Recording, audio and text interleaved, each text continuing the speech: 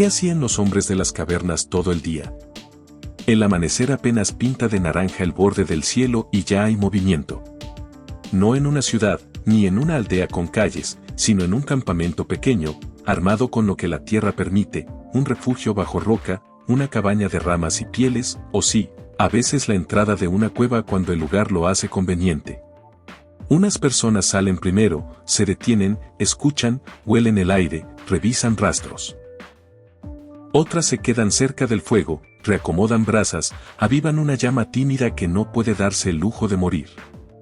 Y aquí viene la pregunta que de verdad cambia la película: si no había escuela, oficina, ni horario, ¿qué hacían los humanos de la edad de piedra todo el día? Porque la imagen popular del hombre de las cavernas gritando, golpeando cosas y viviendo como caricatura no aguanta ni 5 minutos frente a lo que de verdad exige sobrevivir cuando todo depende de tus manos, de tu grupo y de tus decisiones. Antes de entrar al minuto a minuto, déjame decirte algo: si te quedas hasta el final vas a entender por qué la edad de piedra no era una vida simple, sino una vida llena de tareas, planeación y habilidades que hoy casi nadie tiene. Y si te gustan estos temas contados sin tecnicismos y sin mitos, suscríbete y comparte, porque aquí vamos a reconstruir un día completo como si estuviéramos mirando por una rendija al pasado. ¿Ocupación?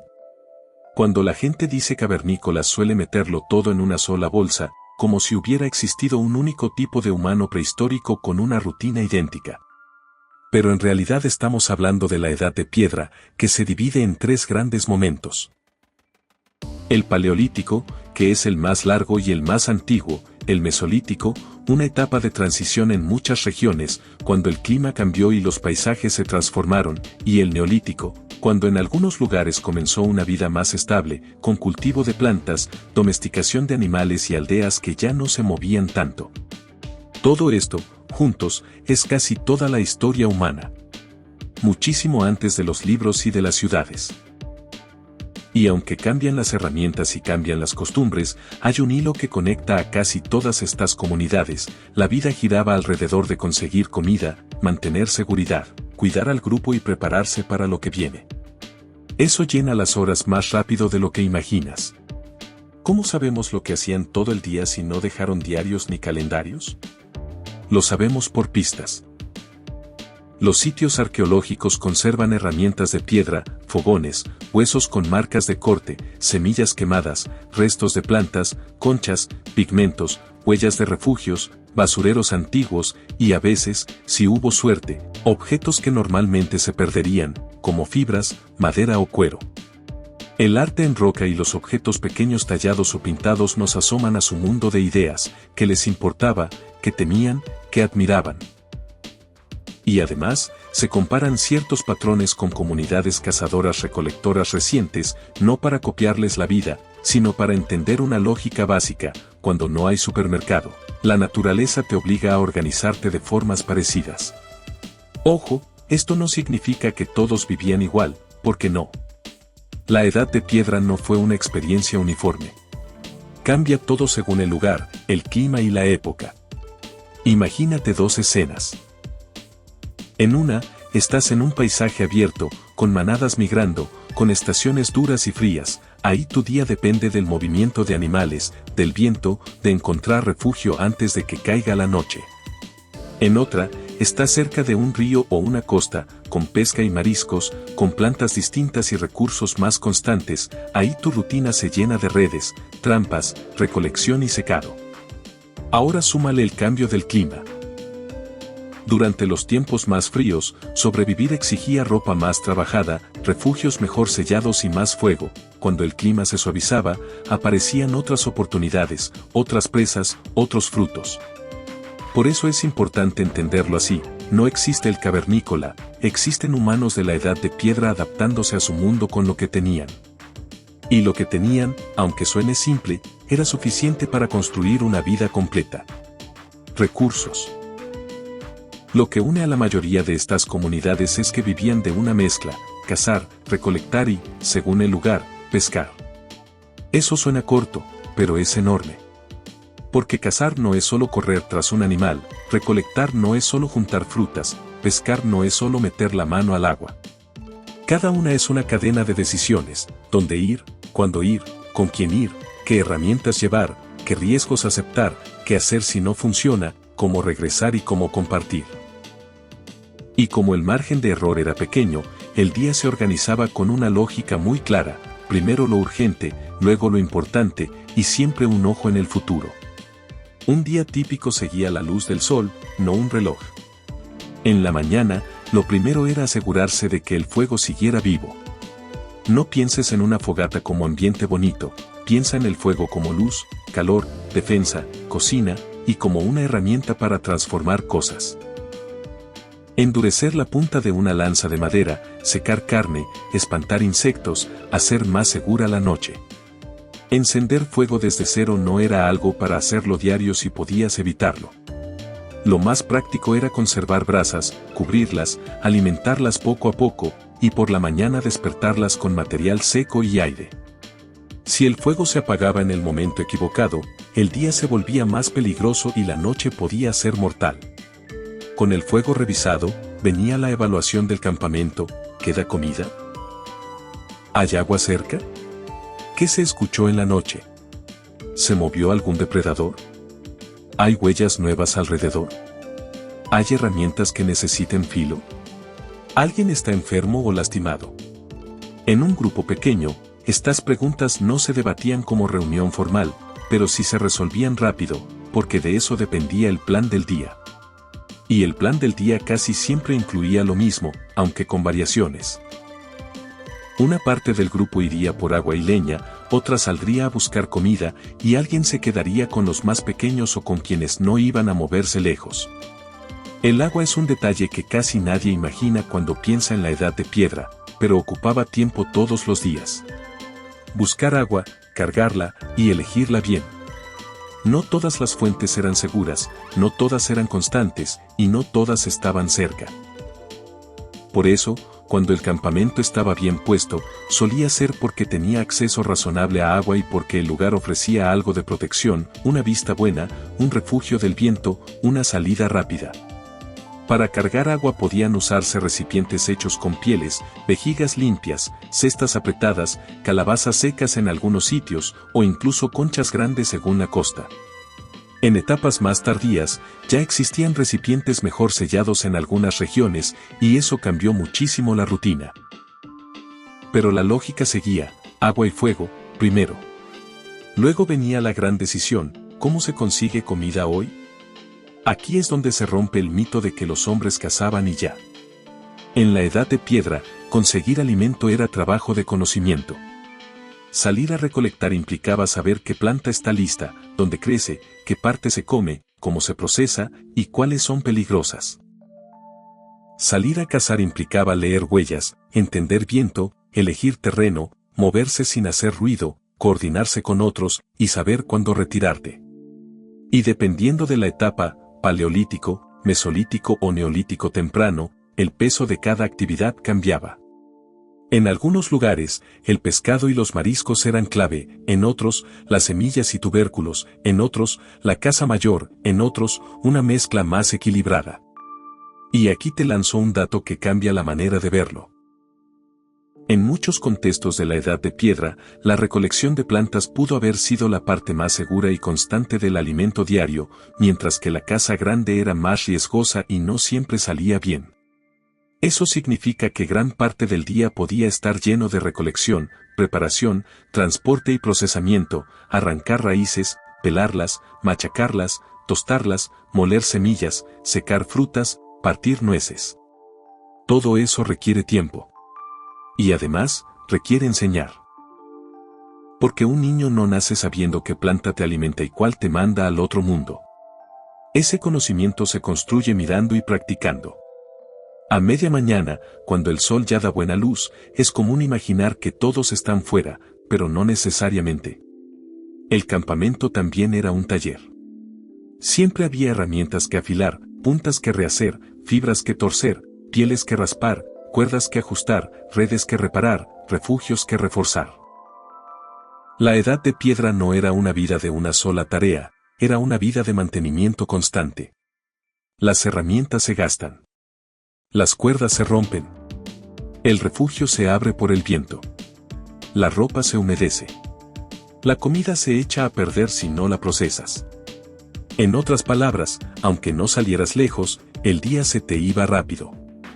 Y aquí metemos algo que casi nadie te cuenta con claridad: el día también incluía pausas, pero no como ocio moderno, sino como parte inteligente de la energía.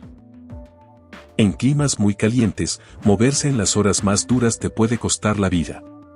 En climas fríos, moverte sin plan te drena calorías. Por eso, el ritmo se ajustaba: trabajar fuerte cuando conviene, reducir cuando no, y concentrar tareas cerca del fuego o bajo sombra cuando hacía falta. Si hoy te parece raro que un grupo descanse, recuerda que la energía era gasolina y conseguir gasolina era difícil. Si te está gustando esta reconstrucción, te pido algo rápido.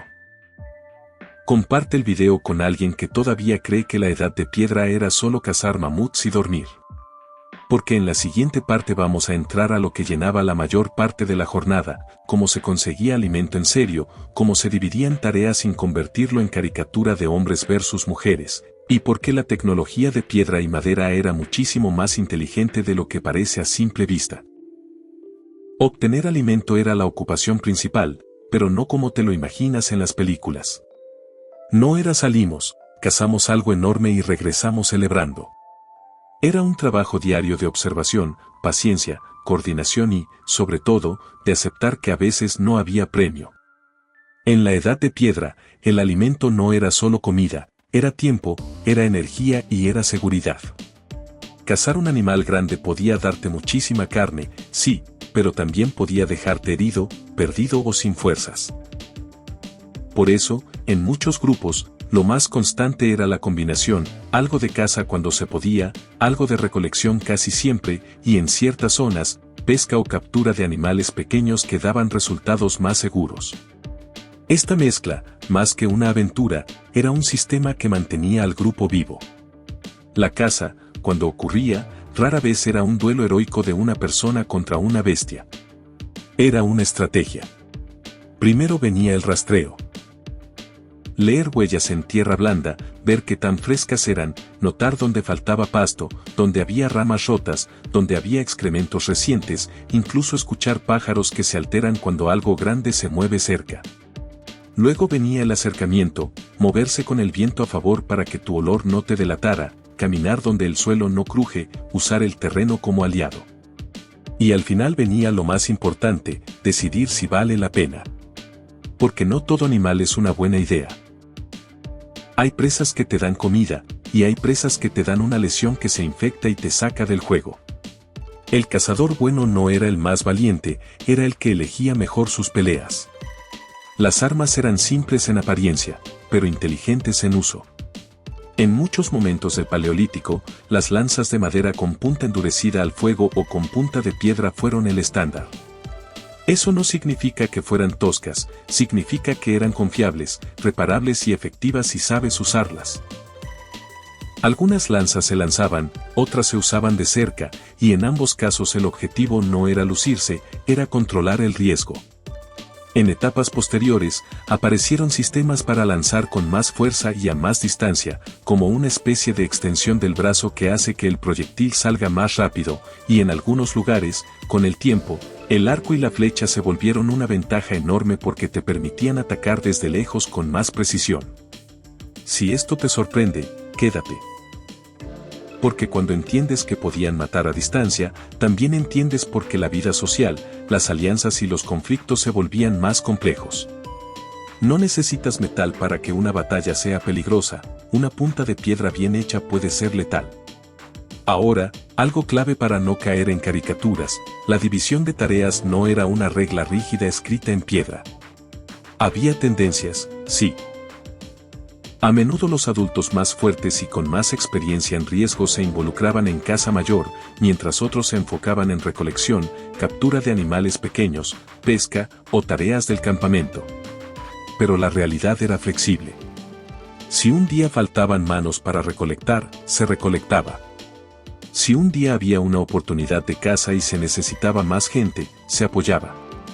La edad de piedra no tenía el lujo de decir eso no me toca cuando el estómago del grupo dependía de hacerlo. Además, los jóvenes aprendían observando y ayudando, cargar, vigilar, traer agua, recolectar cosas simples, espantar aves que se acercan a la comida, cuidar el fuego. Así se formaban las habilidades, no con clases, sino con vida diaria. La recolección de plantas era una ciencia práctica, aunque ellos no la llamaran así. Recolectar bien significaba saber cuando una fruta está lista, cuando una raíz se puede sacar sin destruir el lugar para el siguiente año, qué hojas se comen crudas y cuáles te caen mal, qué semillas requieren tostarse o machacarse, qué corteza sirve para fibras, qué resina sirve para pegar, qué plantas calman una molestia y cuáles son puro veneno. Y aquí viene un punto brutal, equivocarte con una planta podía ser tan peligroso como equivocarte con un depredador. Por eso el conocimiento se cuidaba como oro. No era información interesante, era supervivencia. Se enseñaba con historias, con advertencias claras, con demostración directa, esto sí, esto no, esto solo si está cocido, esto solo en tal estación, esto nunca. La pesca y la captura de animales pequeños llenaban huecos importantes. En zonas costeras, los mariscos podían ser una base constante, conchas, caracoles, peces pequeños, algas, y todo lo que el agua deja. En ríos y lagos, se podían atrapar peces con lanzas, con anzuelos hechos con hueso en algunos contextos, con trampas simples, o con redes de fibras vegetales cuando ya dominaban bien el tejido y la cuerda. La pesca tiene algo especial, te da proteína sin tener que meterte en una pelea directa con un animal enorme, pero te exige leer el agua, conocer corrientes, saber temporadas y cuidar tus herramientas, porque una red rota no se reemplaza sola. Luego venía la parte que casi nunca se muestra. Procesar. Si un grupo lograba cazar algo grande, el trabajo apenas empezaba. Cortar, separar, distribuir, aprovechar. En la edad de piedra, desperdiciar era un lujo absurdo. La carne se come, sí, pero también se seca o se ahuma cuando se puede, la grasa se aprovecha, los huesos se rompen para extraer lo que alimenta, la piel se prepara, los tendones pueden servir para amarrar, y ciertas partes se guardan para herramientas. Procesar podía tomar horas. Y mientras unos cortaban, otros vigilaban, porque el olor atrae animales. Ahí entiendes por qué el trabajo era comunitario, una sola persona no puede hacer todo a la vez, no si quiere sobrevivir. La temporada mandaba el ritmo. En épocas de abundancia, el día se llenaba de recolección y de preparación para el futuro, secar, guardar, reparar, hacer herramientas nuevas, reforzar refugios, coser ropa. En épocas duras, el día se estrecha. Se gasta energía con cuidado, se depende más del fuego, se usa lo que se guardó, se busca alimento con estrategias menos arriesgadas, se prioriza no lesionarse. Y aquí hay una verdad incómoda, la vida diaria también incluía días malos. Días sin éxito. Días de hambre. Días de frío que te obliga a quedarte cerca del refugio. Por eso, muchas de las tareas invisibles del día existían para que un mal día no se convirtiera en una tragedia. Cocinar cambió todo. No solo por el sabor, sino porque el fuego transforma el alimento, hace más fácil masticar, aprovechas mejor lo que comes, y algunas plantas solo se vuelven seguras con calor. Cocinar no siempre significaba hervir en una olla como lo imaginas hoy. A veces era asar directo, a veces era poner alimentos bajo ceniza caliente, a veces era usar piedras calientes para transferir calor dentro de un recipiente de piel o de madera bien preparado, y en épocas posteriores, en algunas regiones, ya existían recipientes que aguantaban mejor el calor. Y mientras cocinas, también iluminas, también espantas insectos, también haces que la noche sea menos peligrosa. Por eso, la tarde muchas veces giraba alrededor del fuego. Regreso, reparto, preparación, comida, y luego conversación. Si hasta aquí ya te cambió la idea de que hacían todo el día, suscríbete y comparte, porque lo más impresionante viene ahora, las herramientas. Mucha gente cree que la herramienta de piedra era pegarle a una roca hasta que salga algo filoso. Y no. Había técnica, había planeación, había selección de material, y había una rutina diaria de mantenimiento que se parece más a cuidar un equipo de trabajo que a improvisar. Las herramientas no eran un accesorio. Eran el centro de la vida práctica. Sin herramientas no cortas bien, no raspas piel, no abres huesos, no tallas madera con eficiencia, no haces cuerdas, no preparas refugio. Y como todo se desgasta, parte del día se iba en mantener, reparar y fabricar. Lo normal era que, en el campamento, siempre hubiera alguien haciendo taller, revisando filos, rehaciendo puntas, preparando material para amarrar, separando piezas útiles. Una herramienta buena no es la que luce bonita, es la que resuelve un problema sin romperse en el peor momento. La piedra no se elegía al azar. Se buscaban rocas que se fracturan de manera controlable para sacar filos agudos.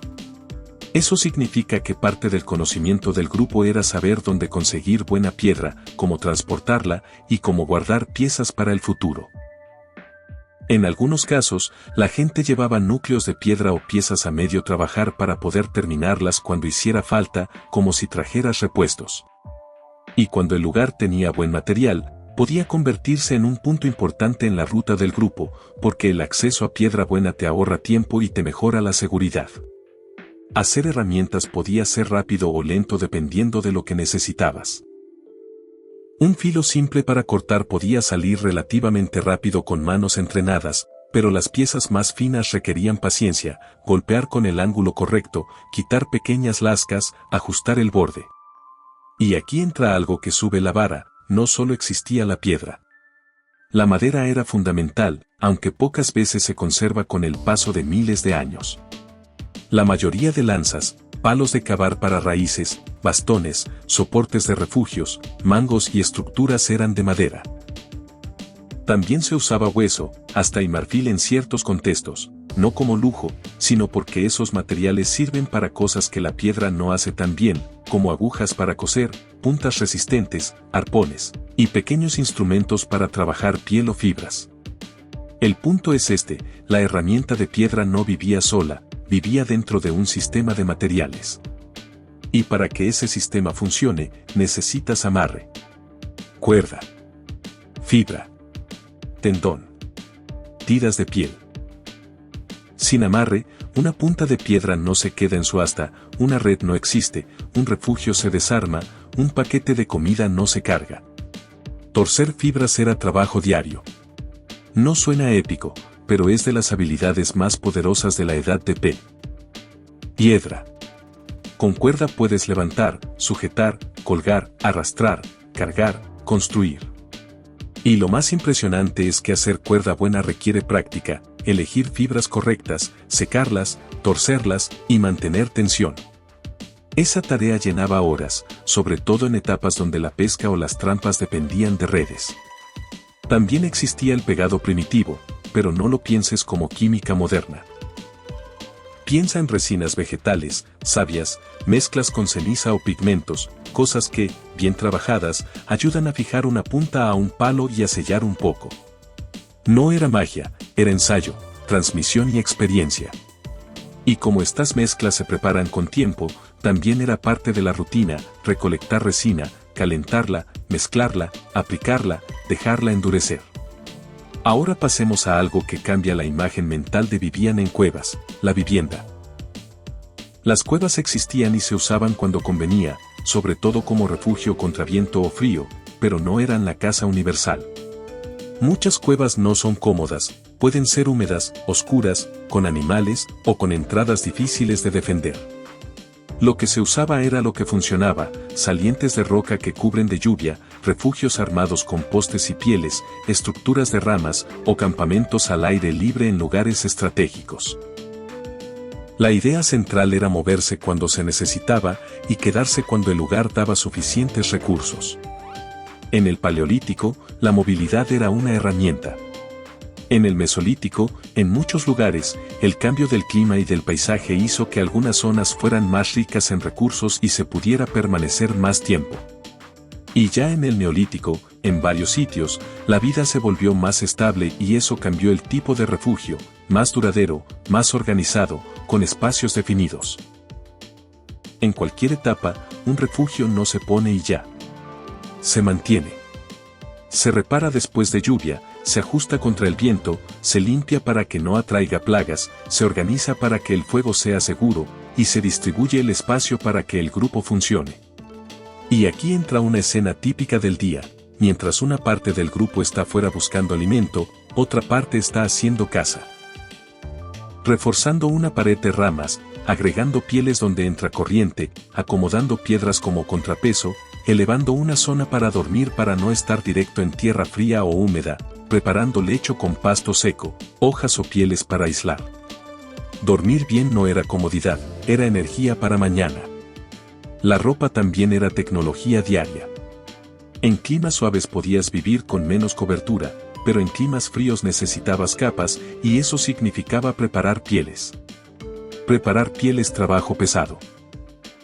Raspar, limpiar, secar, suavizar. Y si además quieres coser para que ajuste y no se te meta el viento, necesitas aguja y necesitas hilo. Ahí es donde hueso y tendón se vuelven aliados. La ropa no era fashion, era un sistema de protección. Y por eso, una parte del día podía irse en reparar una costura, en remendar una bota de piel, en ajustar una capa para cargar a un bebé, en secar algo que se mojó. Una prenda arruinada en el momento equivocado te cambia la semana completa. Y con todo esto, te das cuenta de lo siguiente, en la edad de piedra había tareas constantes que no se ven.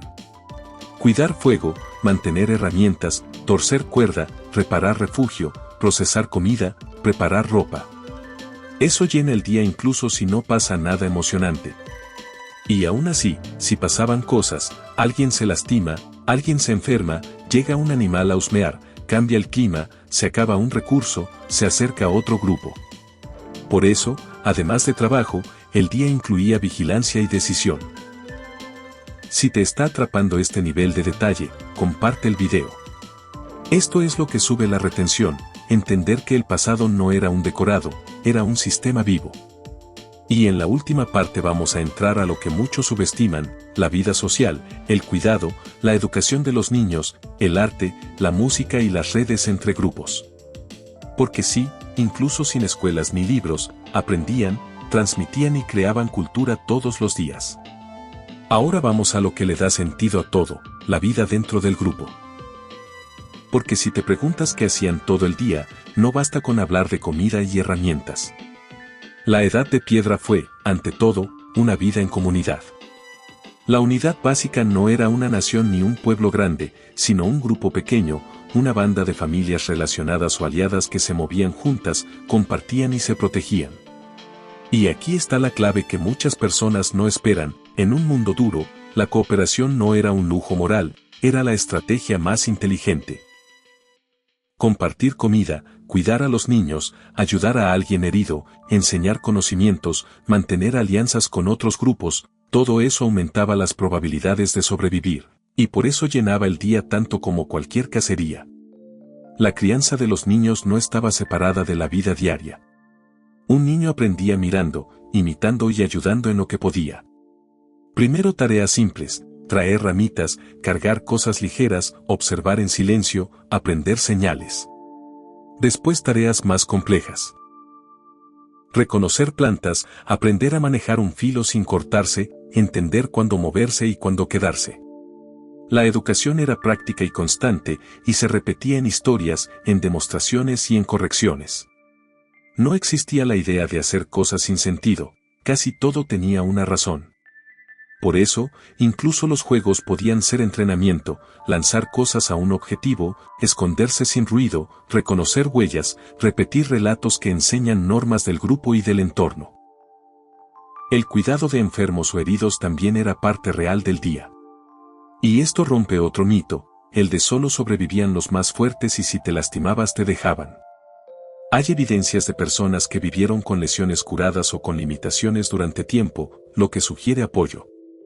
En la vida diaria, eso significa que alguien dedicaba horas a ayudar a otro, a darle comida, a acompañarlo, a cargarlo en tramos difíciles, a darle calor. ¿Por qué harían eso? Porque un grupo que cuida se vuelve más estable. Porque quien hoy está herido, mañana puede aportar conocimiento, experiencia o apoyo. Porque la memoria del grupo vale. Y porque, además, el vínculo humano es una fuerza real, la gente no era una máquina, era familia, era comunidad. La higiene y el manejo del espacio también existían, aunque no como lo hacemos hoy. Pero limpiar donde se duerme, apartar residuos, no dejar restos cerca del fuego, mantener el campamento más seguro y menos atractivo para animales, todo eso es sentido común de supervivencia. En algunos sitios se nota separación de áreas, un lugar para procesar, otro para dormir, otro para tirar residuos lejos. No por orden bonito, sino porque vivir encima de basura y restos atrae problemas. Y cuando el clima lo permitía, el agua servía para limpiar, para refrescar, para quitar suciedad que irrita la piel. El cuerpo era herramienta, cuidarlo era parte de la rutina. Luego viene el momento que probablemente más se parece a vida social como la entendemos, la tarde y la noche alrededor del fuego. Cuando baja la luz, el campamento se compacta. Se habla. Se planea. Se reparan cosas con calma. Se come lo que se preparó. Se cuenta lo que se vio afuera. Rastros, animales, señales de otros grupos. Y aquí entra la parte que te pido que no subestimes, contar historias era tecnología cultural. Era un sistema para enseñar sin estar repitiendo todo a cada rato, para recordar rutas, para recordar peligros, para recordar acuerdos, para recordar lo que pasó cuando alguien hizo algo mal. Era entretenimiento, sí, pero también era memoria colectiva. Y dentro de esa vida social aparece el arte. La edad de piedra nos dejó marcas claras. Pigmentos, grabados, figuras, manos en paredes, animales pintados, señales repetidas. No lo veas solo como decoración, velo como comunicación, como identidad, como ritual, como práctica. Un grupo que pinta o graba está dejando algo para sí mismo y para otros. Está diciendo estuvimos aquí, esto importa, esto recordamos. Y además, en la vida diaria, preparar pigmentos es trabajo, conseguir mineral, molerlo, mezclarlo, aplicarlo. Eso no se hace por accidente. Se hace porque tiene valor. La música también cabe en este mundo, aunque no siempre se conserve. Si tienes ritmo, tienes canto, si tienes canto, tienes coordinación, si tienes coordinación, tienes cohesión social. Un grupo unido coopera mejor. Y sí, se han encontrado instrumentos antiguos en algunos contextos, pero aunque no hubiera instrumentos, la voz y el golpe sobre madera o piedra pueden crear patrones. En noches largas, mantener ánimo no era un capricho, era parte de resistir. Un grupo que cae en desesperación comete errores. Un grupo que mantiene rutina y ánimo aguanta mejor. Y no estaban solos. Los grupos se encontraban con otros grupos. A veces se evitaban, a veces intercambiaban, a veces se unían temporalmente. ¿Cómo lo sabemos? Por materiales que aparecen lejos de su origen, piedras específicas, conchas lejos del mar, pigmentos y estilos que se repiten. Eso sugiere redes, rutas y contactos. Y esos contactos también llenaban tiempo. Negociar, observar al otro, hacer alianzas, intercambiar parejas en algunos casos para evitar problemas dentro del mismo grupo, compartir información de territorios o temporadas. En un mundo sin mapas, la información era poder y la información viajaba con la gente. ¿Había conflicto? Sí. No hay razón para imaginar un pasado completamente pacífico todo el tiempo. Pero tampoco hay que caer en el extremo opuesto de pensar que vivían en guerra constante. La mayoría de los días estaban llenos de sobrevivir, no de pelear. Sin embargo, podía haber disputas por territorio, por recursos en épocas duras, por tensiones entre grupos, por venganzas, por miedo. Y ahí vuelve a aparecer lo que dijimos antes, la capacidad de atacar a distancia cambia el juego. No hace falta metal para que una confrontación sea seria. Por eso, la vigilancia, la elección del campamento, la observación de señales ajenas y la prudencia eran parte del día, aunque no se vea como escena de película. Entonces, ¿qué podemos aprender de este modo de vida tan largo? Primero, que eran expertos del entorno. No eran víctimas pasivas del clima, lo leían, lo trabajaban, lo aprovechaban. Segundo, que su conocimiento era amplio, una persona debía saber un poco de todo, desde comida hasta refugio, desde fuego hasta señales. Tercero, porque su tecnología, aunque simple en apariencia, era refinada por generaciones, cada raspador, cada cuerda, cada punta existía porque funcionaba. Y cuarto, que la cultura no comenzó con ciudades, la cultura ya estaba ahí, en historias, en símbolos, en música, en cuidado, en normas compartidas. La edad de piedra no fue antes de ser humanos, fue el periodo donde se construyó lo que hoy llamamos humano. Ahora sí, volvamos a la pregunta del inicio para cerrarlo con fuerza. ¿Qué hacían los hombres de las cavernas todo el día? Vivían en un equilibrio constante entre lo urgente y lo importante. En la mañana, asegurar fuego, agua y plan. Durante el día, obtener alimento con una mezcla de caza, recolección y pesca según el lugar. En paralelo, mantener herramientas, preparar cuerdas, reparar ropa y refugio, procesar comida y cuidar a los pequeños. Al caer la tarde, reunirse, repartir, cocinar, planear, enseñar, contar historias y reforzar vínculos. Y todo el tiempo, observar el mundo como si tu vida dependiera de ello, porque dependía. Cuando miras el pasado con estos ojos, el cavernícola deja de ser un chiste y se vuelve lo que realmente era, una persona adaptable, práctica, creativa, capaz de aprender y de sostener una comunidad en condiciones que hoy nos parecerían imposibles.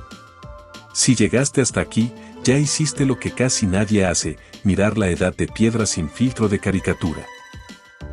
Suscríbete para más historias y explicaciones así, comparte este video con alguien que todavía piensa que la prehistoria era aburrida, y déjame en comentarios qué parte del día te sorprendió más. La cantidad de trabajo invisible, la tecnología de la cuerda, la importancia del fuego o la vida social alrededor del campamento.